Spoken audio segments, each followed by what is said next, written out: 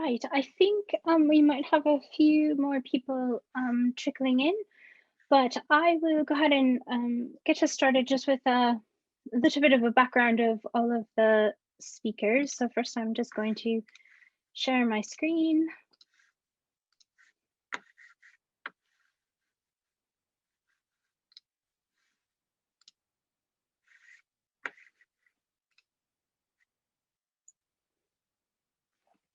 Great. So thank you everybody for joining us for this event where we're going to showcase some of the recent research on the science of learning that's happening at Gonville and Caius College.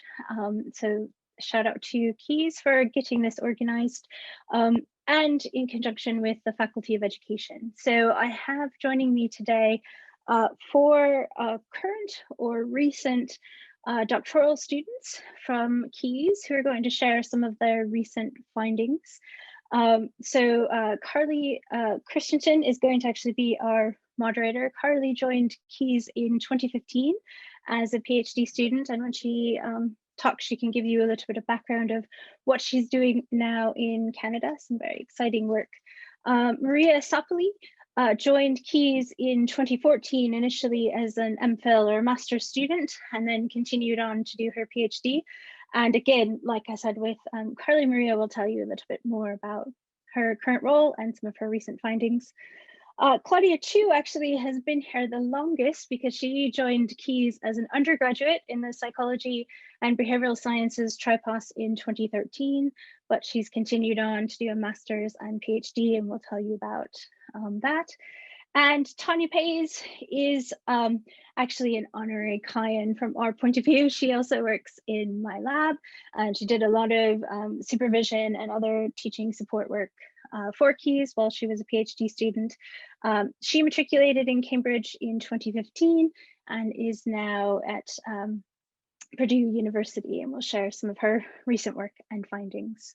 So I'm going to next turn over to Carly, who's going to kind of set out what the plan is for today, how we're going to moderate, and then we'll move on to the research presentations from Maria and Claudia and Tanya.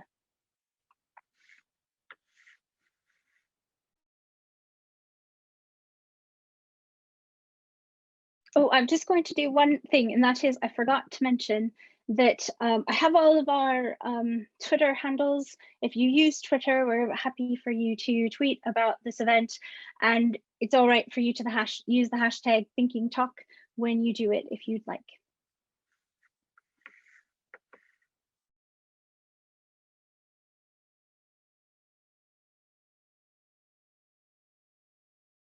I think I've come back to the non-presentation. We've lost Carly. She's actually had some internet issues.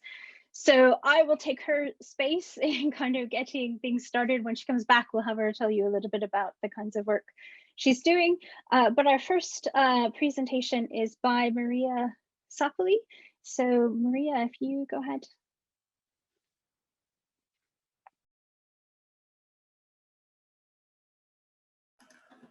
Hello, everyone. Welcome. I'm really excited to be speaking in this session. I'm an affiliated lecturer in psychology and education here at the Faculty of Education at Cambridge. I've been at Caius, as Michelle said, since 2014. I started with my master studies and then continued to a PhD degree. Technically, I'm still a member of Caius since because of the pandemic, I haven't graduated yet. So I'm still a member of Caius. Today, I'm going to talk to you about socioscientific decision-making.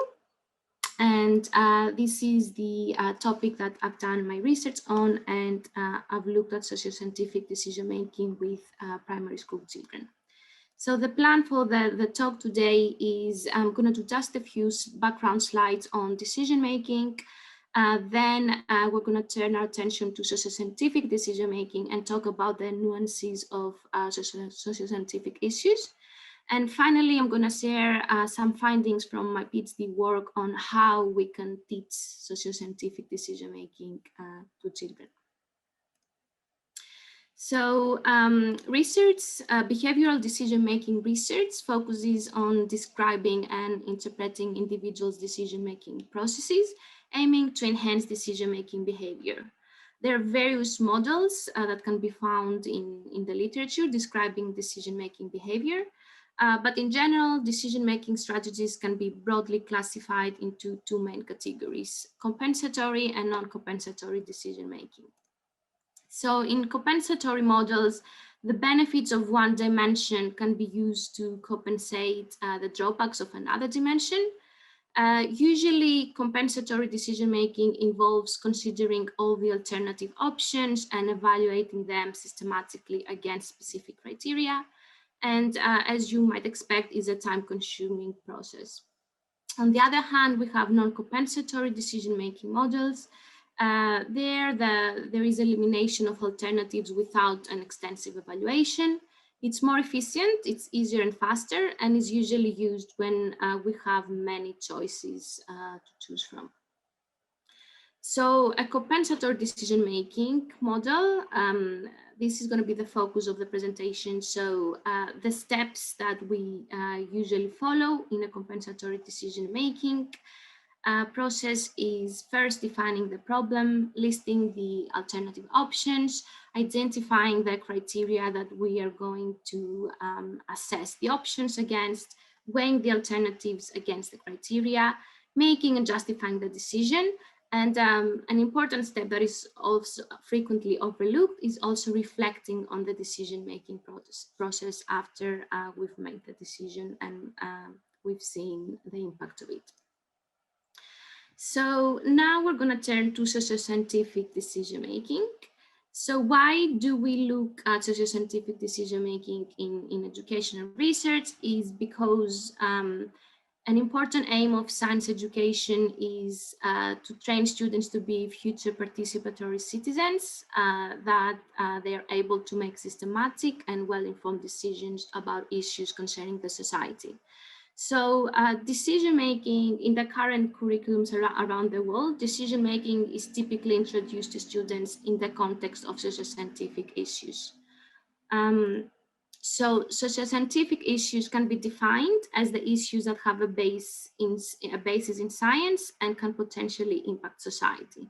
In general, socio-scientific issues refer to real-world scenarios that are complex issues with no definite answers, and they include scientific knowledge, but also personal values and ethical reasoning. Apart from encouraging decision-making, socio-scientific issues can improve critical thinking and provide an appropriate context to teach science content. They can have local, national, and global frameworks, which involve forming views and making decisions at a personal or a societal level.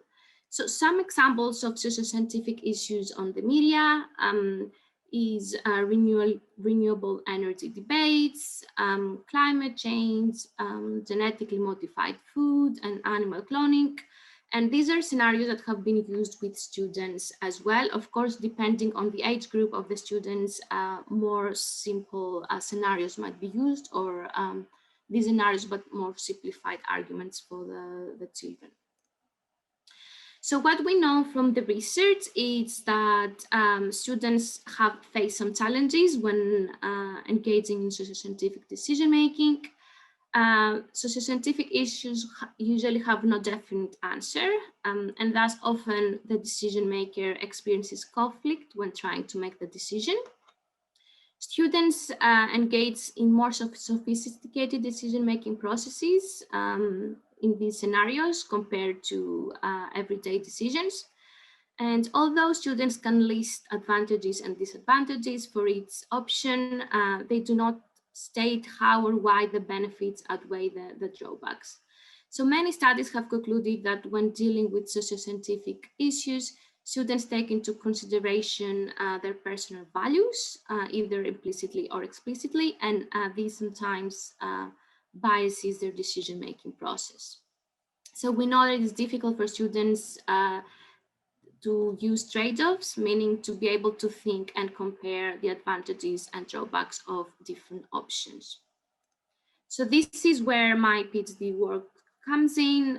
So that's what I try to do, to teach students how to make informed and systematic decisions in socio-scientific issues. So this is the title of my PhD, and of course I would like to thank Caius and the Faculty of Education and Onassis Foundation for funding my PhD work. So the main research question that I looked at is, what is the most effective way of introducing primary school children into scientific decision making? And for that, I used an experimental design with 190 Greek students. I had 3 different learning environments. Explicit instruction, I explicitly told students which steps they should follow in order to make an informed and systematic decision. In guided discovery, I scaffolded them to discover this decision-making strategy. And in unguided discovery, I gave minimal guidance and they had to discover the process themselves. So this is a compensatory decision-making grid that I taught them in the explicit instruction. So in the first column, you can see the different criteria used. It's in Greek. So the scenario is vegetarianism. So in the first column, students had to put the different criteria like animal life, nutrition, health, and environment. And then in the second and third column, they had to input the arguments in favor and against vegetarianism. Finally, assign a score of 1 to 5 in each of these arguments based on how important this argument is for them, and then sum it up and make their decision in a systematic and informed way. So the results showed that students in the explicit and guided discovery their decision-making competence increased significantly more than those in the unguided discovery. So the important results come here when I looked at achievement level. So if you look at the explicit instruction and unguided discovery, there were no significant differences across 3 achievement levels, low achieving, average achieving, and high achieving students. So students did equally well or equally not that well in those conditions. But in the guided discovery conditions, high achieving students did significantly better than their counterparts, meaning that guided discovery actually favored high achieving students. So the conclusions from that is that explicit instruction is the most effective for a whole classroom mixed level environment because it closes the achievement gap basically. It works equally well for all achievement levels, while guided discovery works better for high achieving students. And that the main conclusion is that explicit instruction could and should be used to introduce primary school children in decision making. Thanks a lot for attending this talk, and I'm happy to take any questions in the chat. Thank you.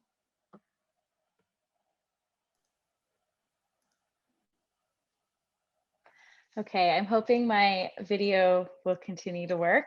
I'm coming from the subarctic, so I'm in Canada, and so I've been having internet issues because we're still in the snow here. And there's, of course, a storm, as luck would have it. My name is Carly Christensen. I'm also from Caius, and I am moderating the questions. So if you have questions for Maria or anyone else, please put them in the Q&A feature. And this is found on the toolbar on hopefully the bottom part of your Zoom feature. And it will say Q&A, and you can post questions in there. And then we will go through these at the end. So we're going to do questions after everyone's had a chance to present. I am not presenting today. I am just moderating. I did do my PhD at Caius, and with Caius' support, I was able to do research in the subarctic of Canada with Indigenous youth that have disabilities. And I looked at their conceptions of having a disability and how teachers like myself could promote more culturally based practices. So that's the bulk of my research. And I currently live in Northwestern Ontario in the subarctic, and I run an Indigenous special education program in a large school that covers,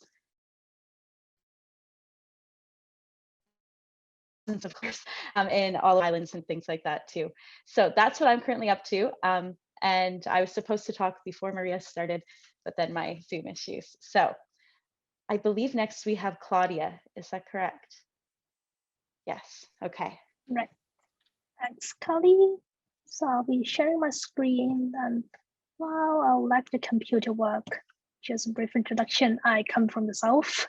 So I'm from Asia, and I'm quite jealous of the snow, to be honest. We are now having 30 degrees spring. So yeah. Anyway, so today I'll briefly talk about two components of high order processes that is very important in learning. So one of them is executive functions and the other one is metacognition. So after the brief introduction of these two concepts, I'll talk about my own research in how I examined executive functions and metacognitions in predicting reading comprehension. So as Michelle said, I think this is my 8th year in Caius. So back in 2013, fate brought me to Caius, and some luck probably. Fate brought me to Caius to do a BA degree in psychology, and then I stayed to do an MPhil and currently a PhD in psychology and education. So as I said, we will first start with executive functions, which is a set of domain general skills that is related to decision-making processes and the controlling of behaviors. So domain general skills mean that this set of skills could be applied to lots of various abilities. So it's not only limited to, say, language or maths. It also relates to intelligence or even controls of behavior. So this is a very useful set of skills, which hopefully with proficiencies and development, it will lead to advancement in many of our everyday activities.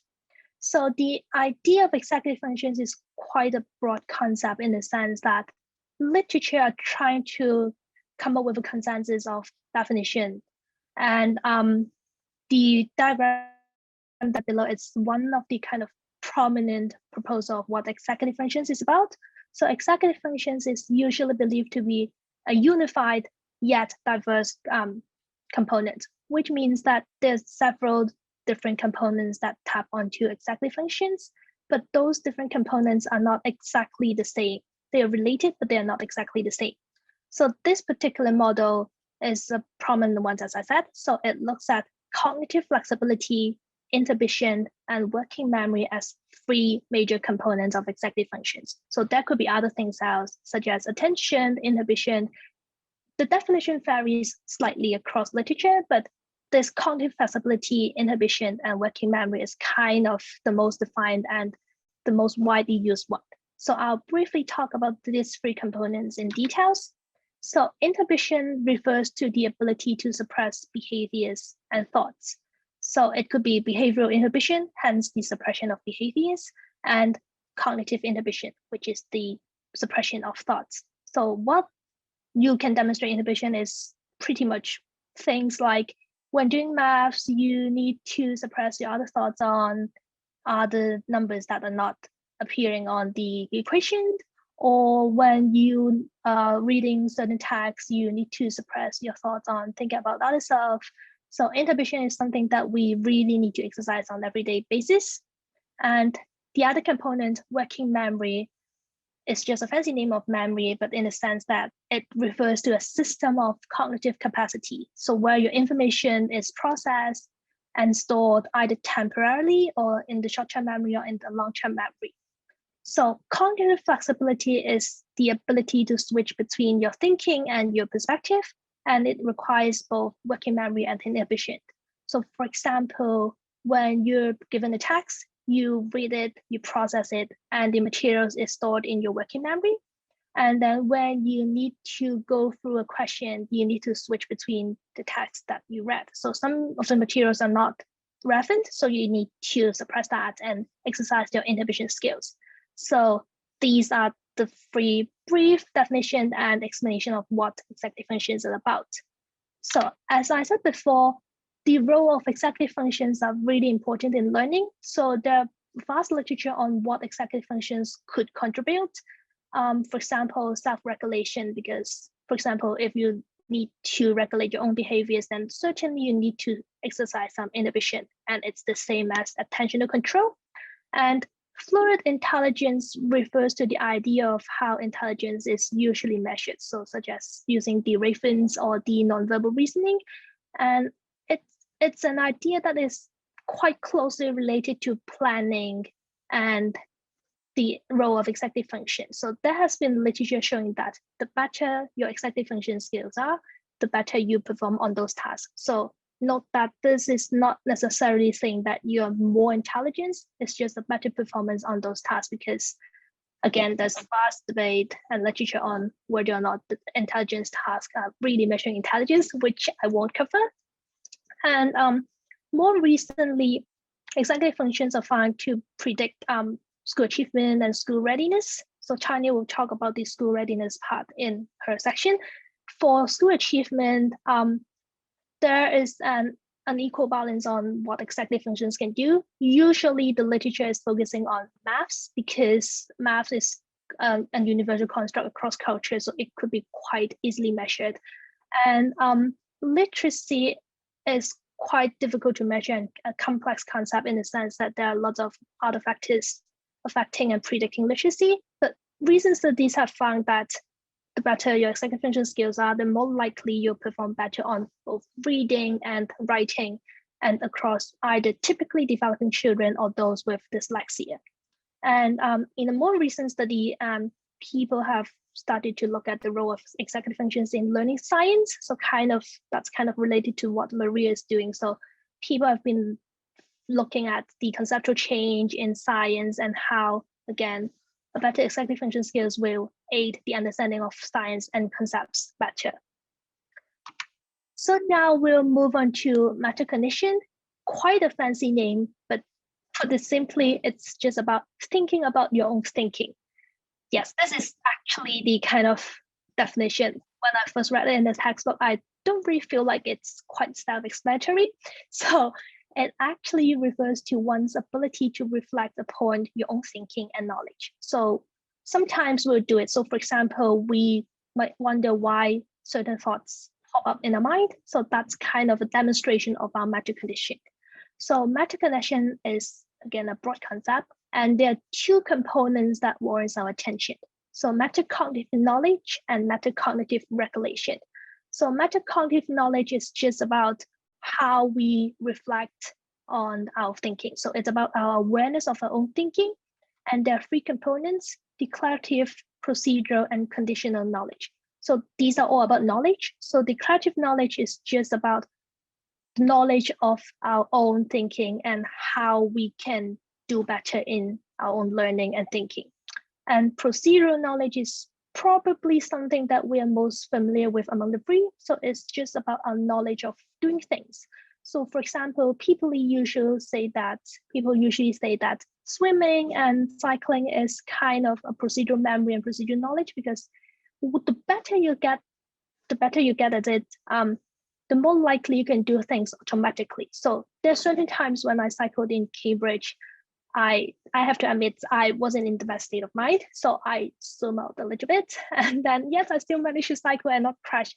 I did crash. I did have some accidents, but those were kind of the other events unrelated to that. So that is kind of a demonstration of my procedural knowledge. This is the ability of you being able to do things automatically. So the conditional knowledge is just about you knowing when to use the other two, so declarative knowledge and procedural. So for me, a demonstration of conditional knowledge is me realizing that I have exercised the procedural one while I cycle. So that's kind of the definition. Moving on to metacognitive regulation, it's more about your reflection on your own activities, the strategies, and your outcome. So there are planning, evaluation, and monitoring strategies, which essentially means how you select your strategies, how you keep track of the outcome that your actions can lead to, and you judge whether or not the outcomes on the strategies you use are desirable. So that's kind of the brief definition of executive functions and metacognition. Now moving on to why or how we can look at these two things and what it might mean. So as I said before, we don't really have lots of literature on the role of metacognition and literacy. So that's kind of where my PhD project stems from. So for my own project, I'm looking at the interplay of executive functions and metacognition, which is the cognitive factors, and some linguistic factors in predicting reading comprehension. And to make my life more difficult, I decided to look at children from the UK and China as well. So I have collected all the data before pandemics hit, which is great. So for the UK and for the China sample, I have more than 200 participants on both sides. And I look at several measures. So for the outcome measures, it will be the reading comprehension. And for the cognitive predictors, it will be the exact functions and metacognition that I mentioned. I also look at several linguistic predictors and some control variables, which are not important to this presentation. So this is kind of the current plan, and we are still at the data analysis stage, but we have found that one of the components planning, which is kind of a subordinate executive functions, predicts reading comprehension directly. And we are hoping to find some more direct and indirect link. So the hypothesis is that you need to excel or have more proficient cognitive skills before you can demonstrate better ability and linguistic skills on reading comprehension. So that's it for my presentation. So feel free to drop in any questions and I'll hopefully answer most of them during the Q&A. Thank you.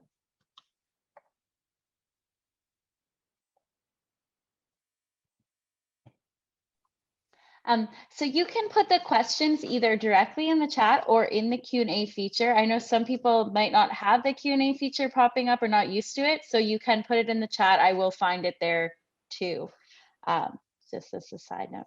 And now on to Tanya. Thank you so much, Carly.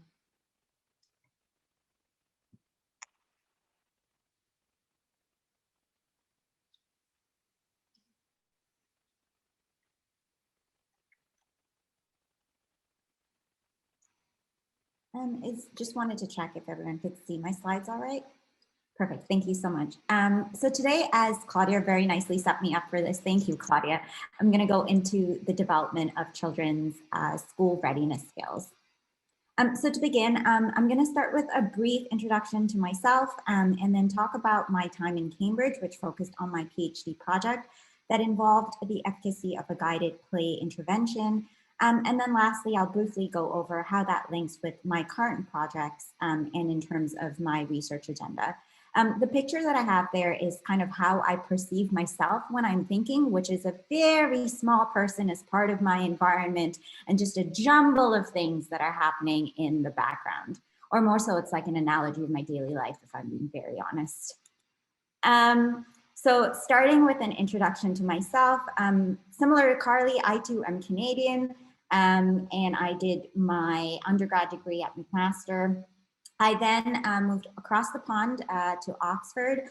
However, I did see the light and moved over from the other side to Cambridge in 2015 when I started my PhD, but then traversed back across the Atlantic to the States as I'm now doing a postdoc at Purdue University in the Department of Human Development and Family Studies.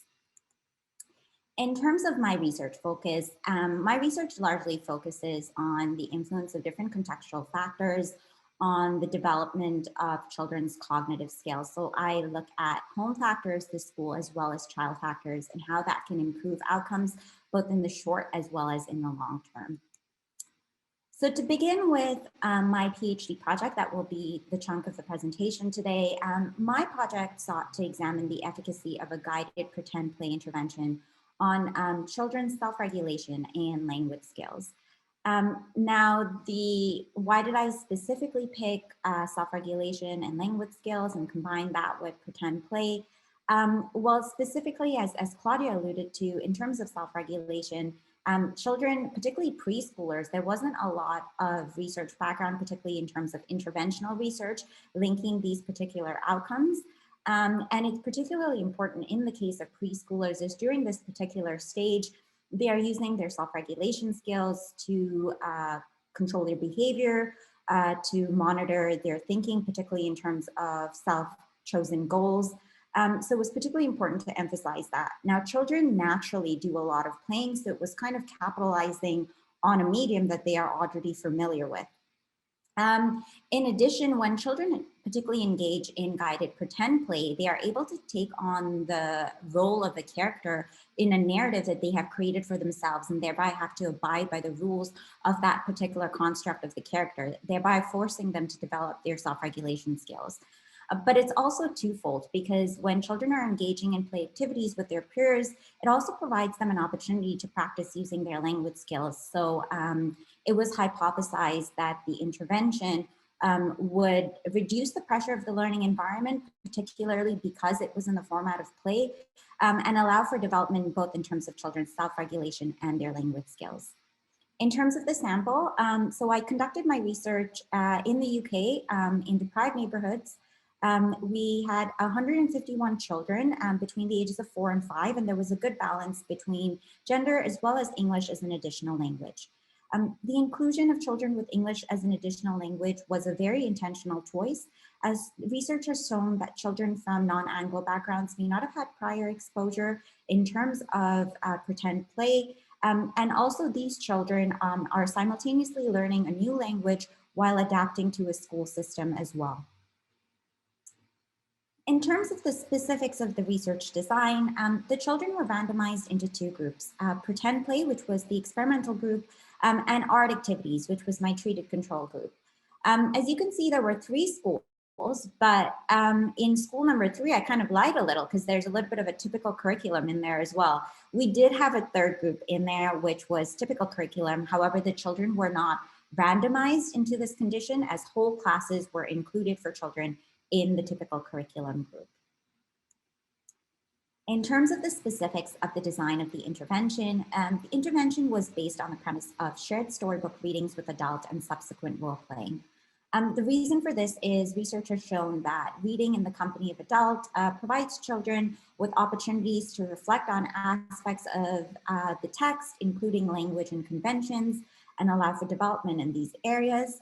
The subsequent role-playing allows children to practice what they have learned in different contexts, which is also shown to be beneficial in terms of development in these areas. Children received exposure to 4 books over the course of the intervention, and each book was repeated 4 times. So in total, children received 16 sessions. The reason each book was repeated 4 times was because we had the English as an additional language component. We had a bit of different programming, as you can see from the table, in terms of session 1 and sessions 2 to 4 with each book. But also for this particular age group, repetition is particularly important in terms of their learning, and that was a conscious choice that we had made. The intervention was designed such that each of the 16 sessions the children received were 30 minutes long, and it was divided into 3 evenly split 10-minute components. The first being storybook reading. So if we focus on the first column, which is session 1, I would first read a storybook with a fantastical theme to the children.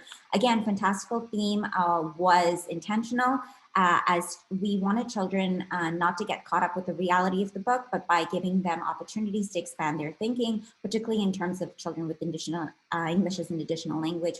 Research suggests this might be more beneficial.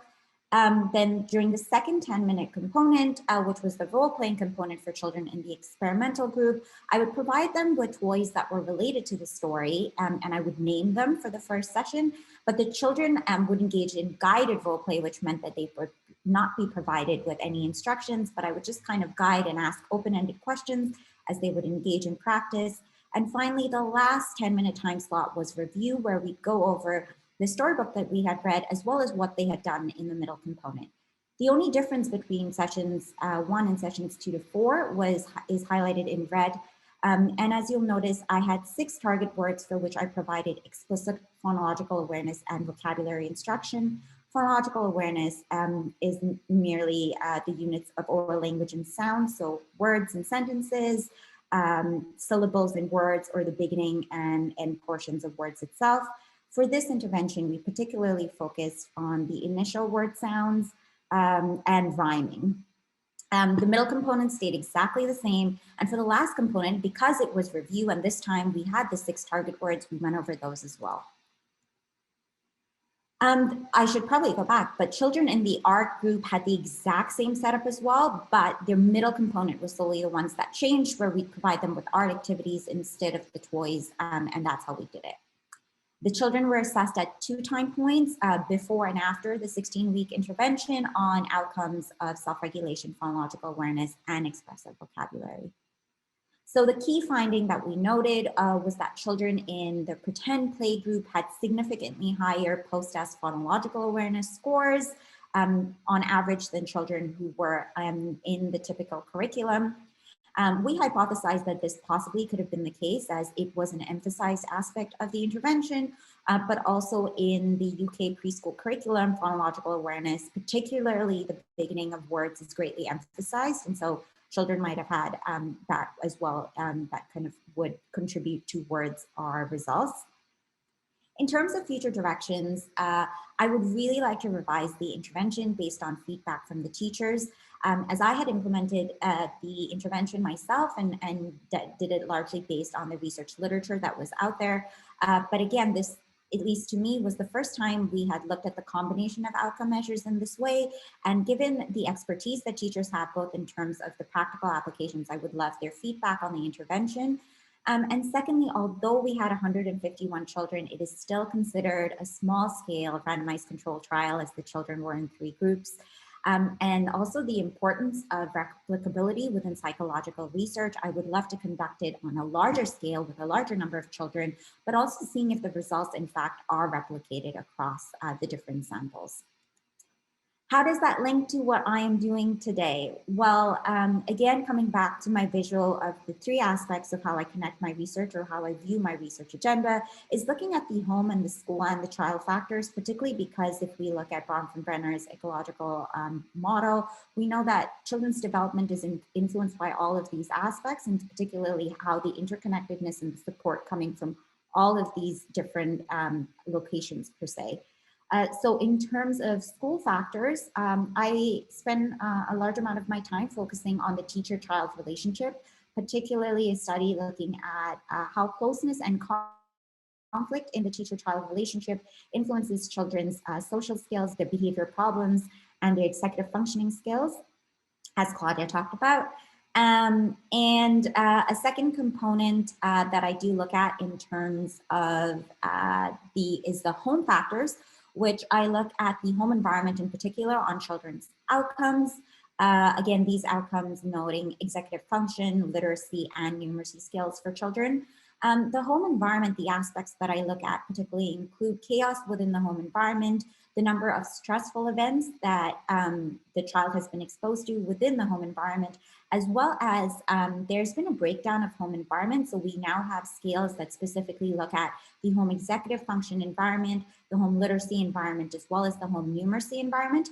And as Claudia mentioned, my work specifically looks at cross domains. So looking at possibly how influences of the home executive function could influence not just children's executive function skills, but also possibly math and literacy skills as well. So cross domain interactions. In terms of what I said, the interplay between the factors, I'm particularly also interested in the parent-educator communication about specific outcomes in terms of numeracy and literacy, and how in fact those influence children's development, both in the short term, but also longitudinally. That kind of brings us to the end of my presentation. Please feel free to drop questions in the chat or in the Q&A. I'd love to answer them. But if you have any residual questions like me, I'm usually kind of the person who tends to think of things a tad bit too late. Feel free to send me an email or get in touch with me on Twitter. And thank you so much for taking the time wherever you are in the world to spend with us over this hour.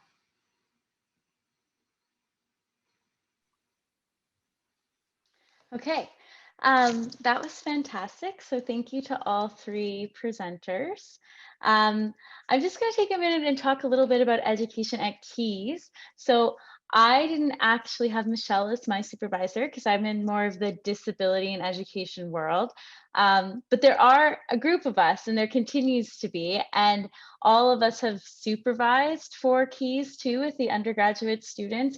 And that's been an incredible experience. So I had the opportunity to supervise not just Caius students, but across the board in like critical debates in education, which is a course everyone has to take.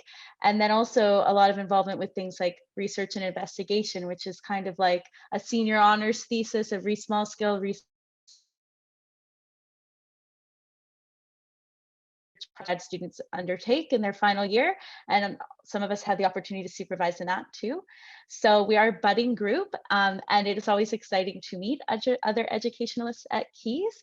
And our research interests do vary quite a lot. So like I'm in this completely different umbrella, but still in the education faculty. So it's also remembering that education is a interdisciplinary field. And so you're going to have a lot of diversity between your PhD students, but then also we cross over in so many unique ways too.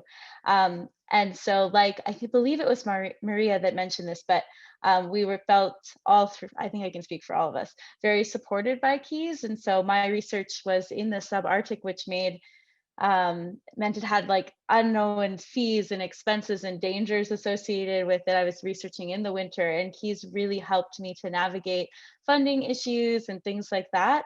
And I felt abundantly supported as an education PhD student at Caius. There's like a stigma kind of like that everyone goes to Homerton. So I loved being in the Caius family because it also let me have interconnections with people across different disciplines and like a really high level. So that's something I wouldn't have traded at all in my experience.